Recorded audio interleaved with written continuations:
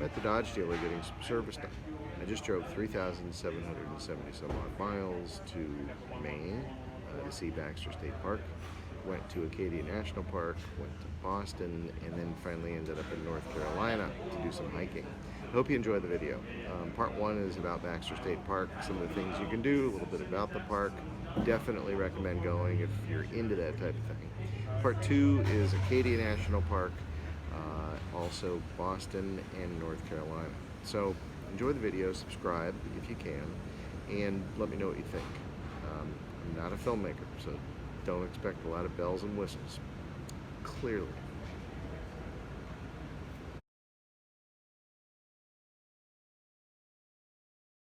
So the first portion of the trip went like this: drive, drive, drive. And we got to Maryland, but we had to do a lot of packing, and as I said, a heck of a lot of driving.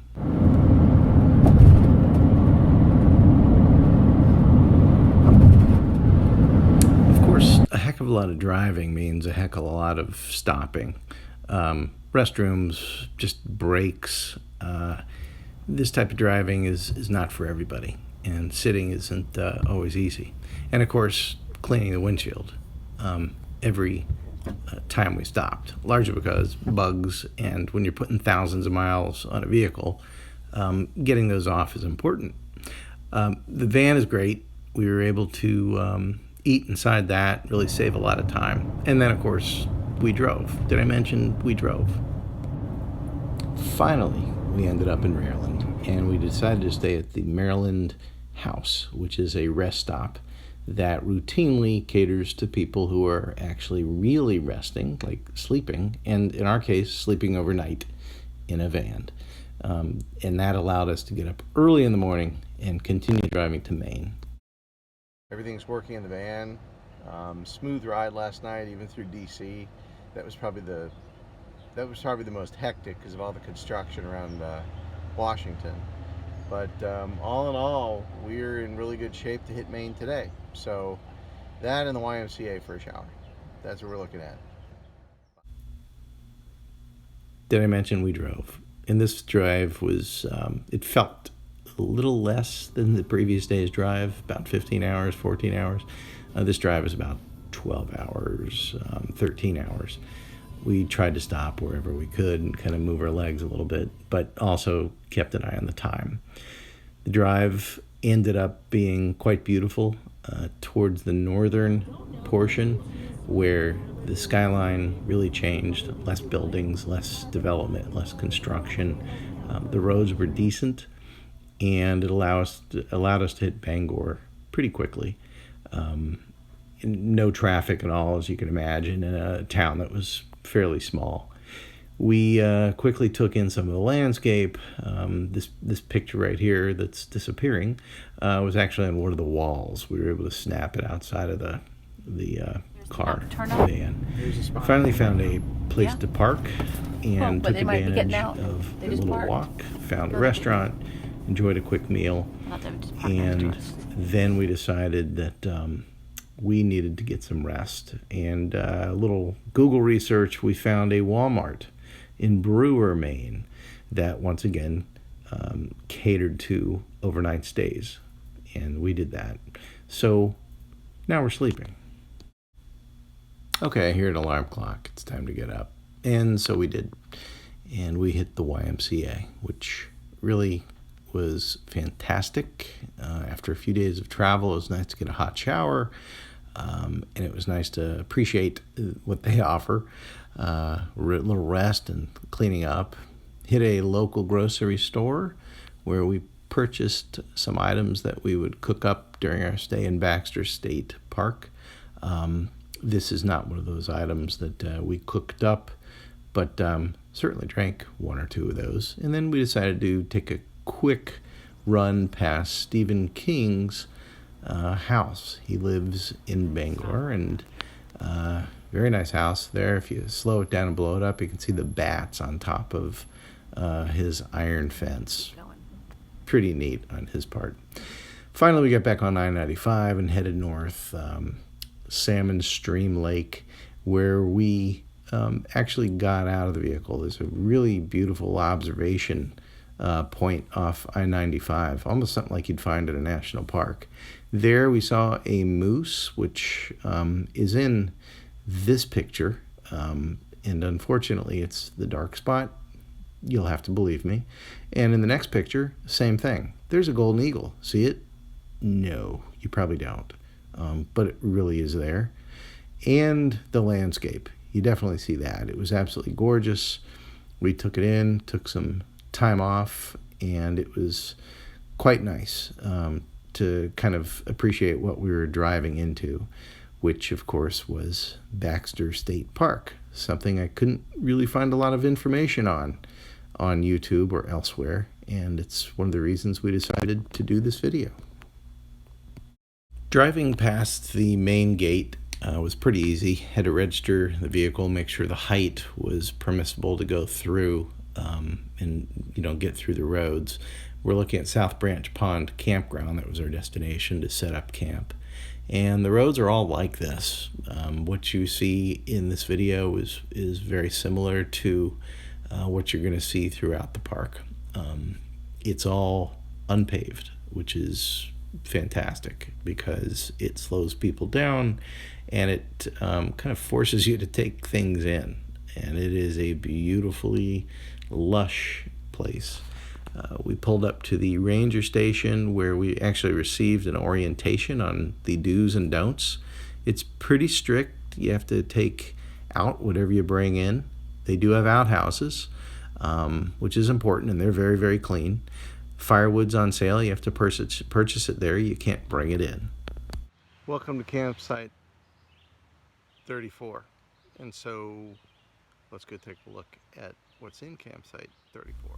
Spot 34 was great. First of all, plenty of light on top of the van so we could keep our system powered, which never is a problem. We have more power than we need. 400 volts coming off the roof into a 400 amp hour battery bank. That said, you back in against the camp table, the picnic table that they have. The place is completely clean, no trash, no micro trash. Again, everything you bring in, you take out, including wrappers.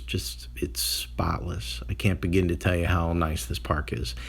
And there are no trash containers, so you're forced to take it out. We backed in, set up the picnic table and campfire area, and we were really ready for the evening and the next few days. It was pretty easy and really beautiful. And with a van, which a lot of you have probably seen before. We've already affixed our Baxter State Park sticker. Okay, so stickers are important, but you don't eat stickers. And since I'm a nutritarian and have diabetes, here's how I eat fairly healthy. Oh, hey. How are you? So, I'm having a Narragansett. That's it. Fresh catch beer. Let's get a lobster. Narragansett. We're in Maine.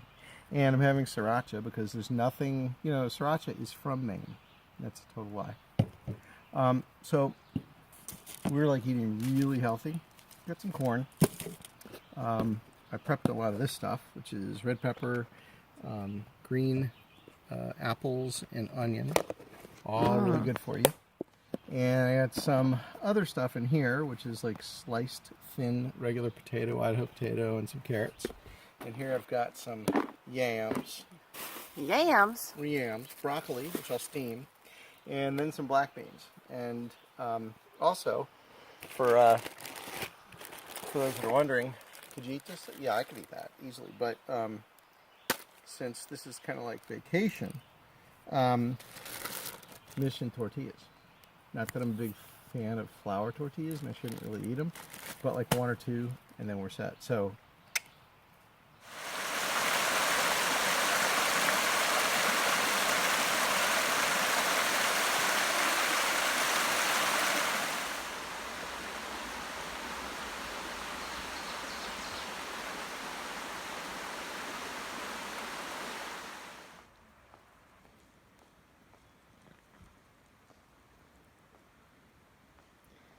got a big tick behind his eye. Yeah, one is behind its eye.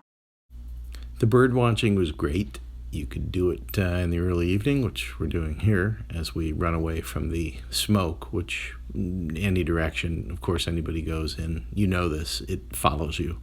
But plenty of woodpeckers, hairy woodpeckers, red-bellied woodpeckers, and sapsuckers all over the place.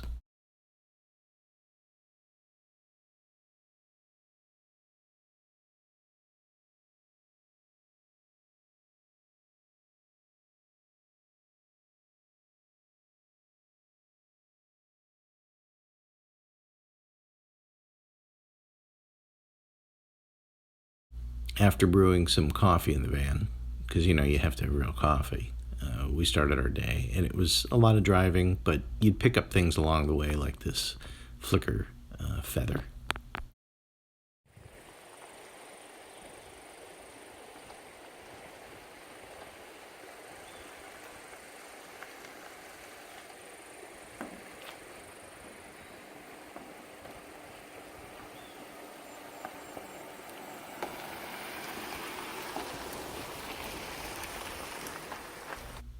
So as you drive, you stop, you take a look at some of the scenery. It's extraordinary.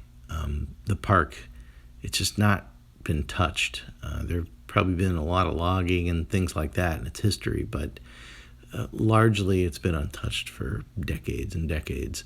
And every direction you go, there's something new. But it's more than a park. There's a lot of wildlife that continues to live in this very protected sanctuary.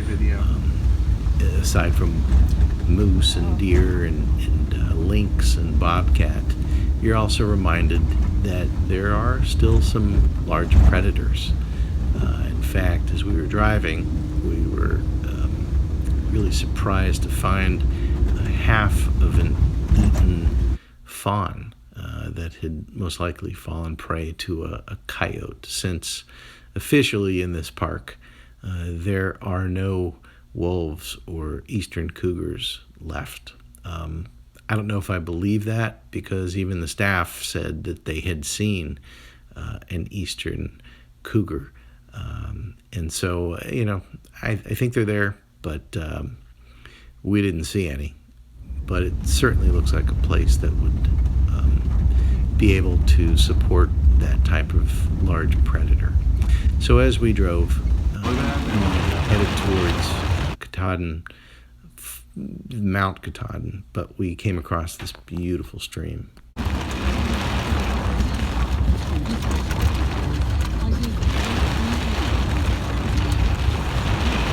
think I got that lightning in the video, which would be really cool. Hard to get lightning.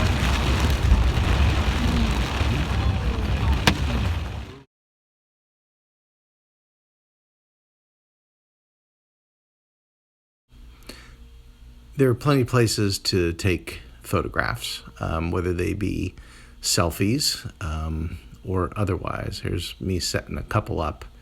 It is just wonderful. There's not a bad picture that anyone can take.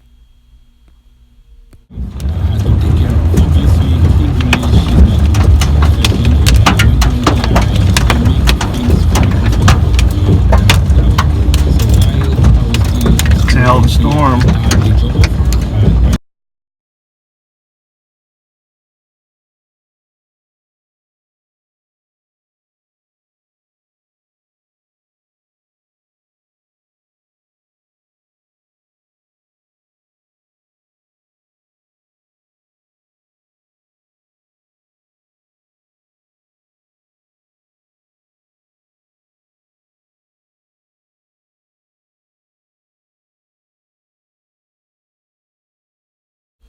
So that happened, and there was no damage. We realized that the hail didn't cause any trouble. Although when I got back, I had one of my lights out, the amber lights on top of the cab, which was replaced.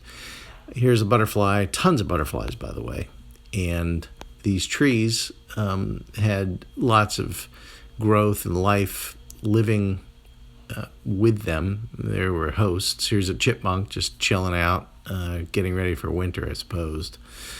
This is Katahdin Stream, and it is beautiful. This is the lower end of the stream. We're going to hike to Katahdin Falls, which is about a mile, and it's a pretty decent elevation. We probably went no more than 150 to 200 feet, but it was not difficult, but anybody who's not used to rocks and those type of surfaces and walking on a damp trail over boulders and those type of things to get to the falls may have a difficult time. I found it fun, and I found it something of interest, especially when you look down and see that the hail that had fallen from the storm had pooled along the trail. This next portion of the video are the falls, and they aren't the largest falls I've seen. Certainly in Yosemite and some of those areas, they're much, much higher, but just gorgeous. And, for an East Coast version, fantastic. We went to the falls, we saw the mountains, and we decided it was time to head back to camp. Here's a little idea of what the trail and terrain looks like. As I said, it can be slippery, and anybody who's not used to this type of hiking needs to be a little more cautious. People who are more frail, there's probably no way they could do it. This is within Baxter State Park. We drove back north along an unpaved road, and it was great. Again, anywhere you stop, there is something to see. And if you're from the flatlands of Florida, I can assure you this place is a wonderful place to visit. Again, here's a trail a road, and they just wind back and forth. In the speed, you can't really do more than 25 miles an hour, so it takes some time to get from one spot to another in the park. But it's well worth it. It's well worth taking your time and just, again, taking it all in.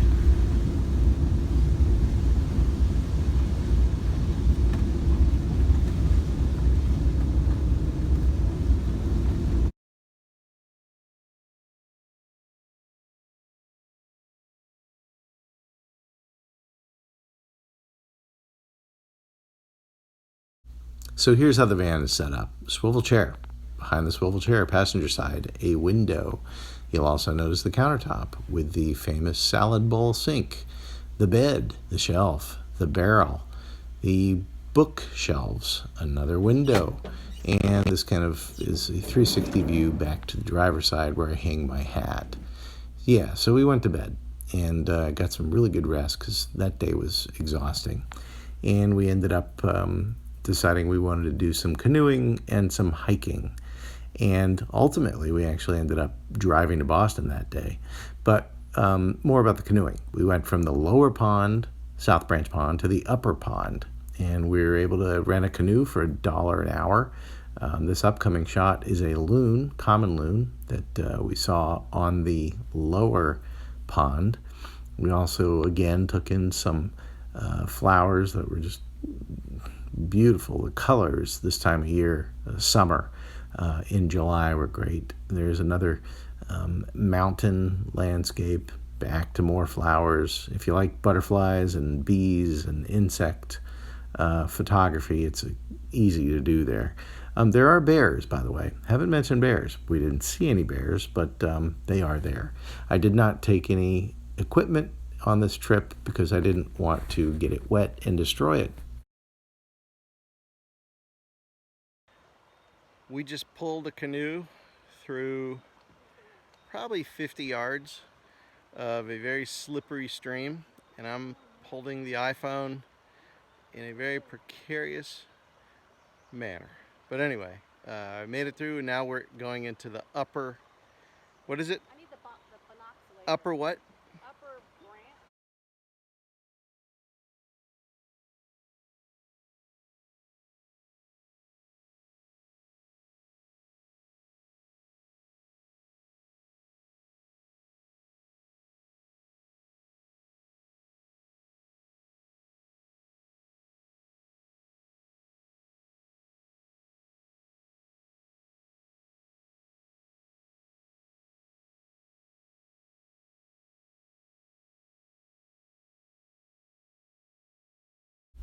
This butterfly was really cooperative and allowed me to get pretty close with an iPhone.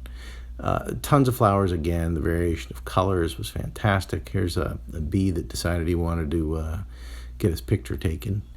It was kind of neat. Lots of boulders that have been battered around by icebergs thousands of years ago. A lot of different color flowers. And again, there is a bee captured in this photo.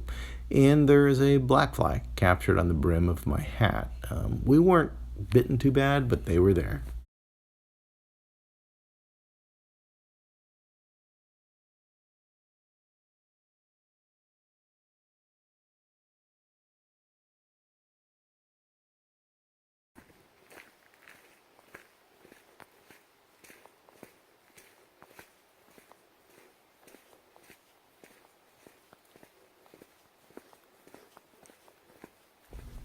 So we weren't really bitten by black flies. They were just everywhere. Annoying.